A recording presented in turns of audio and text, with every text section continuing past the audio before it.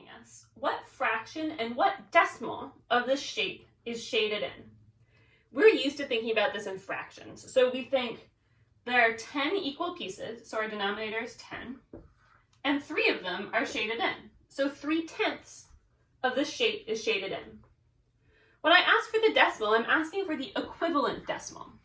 What decimal is equivalent to 3/10? Well, we're really saying it out loud. You just put a 3 in the tenths place. 3/10 is the same as 0.3. Both of them you would call 3/10. Sometimes it's not that easy, they're not tenths, so don't forget that to convert a fraction to a decimal, you can always do long division. In this case, it would be 3 divided by 10, which we do like this. 3 divided by 10. How many times does 10 go into 3? 0 times. Add a decimal. How many times does 10 go into 30? 3 times. Goes in evenly, you're done.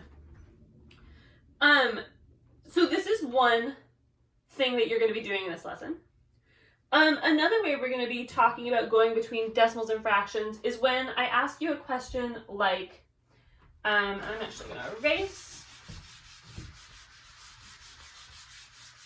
like, which is bigger?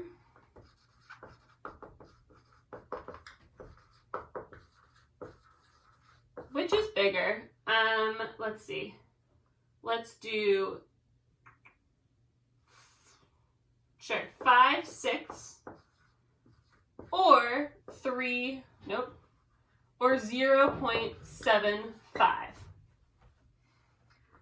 Okay, so for this one, we want to be able to compare these. And to compare them, you either want to make them both fractions or both decimals. And you can do whichever one is easier for you. I find it's easier to compare decimals. So I'm going to change this one into a decimal. So 5 divided by 6. Okay, 6 goes into 5 0 times. Add the decimal. 6 goes into 50. Well, 8 times 6 is 48. So 8 times. You have 20 left over. 6 goes into 20 3 times. 3 times 6 is 18. We have another 20. 6 goes into 20. Okay, remember this is going to go on forever. So you can write this as 5 6 is equal to 0.83 repeating, and the 3 repeats forever. So now we are comparing 0.83 repeating and 0.75. Which is bigger? 0.83, because 8's bigger than 7. So 5 6 is bigger than 0.75. If you were asked how to explain that, you can write, I converted 5 6 into a decimal, which is 0.83 repeating. I know that 0.8 goes after 0.7 on a number line, so therefore 5 6 is bigger.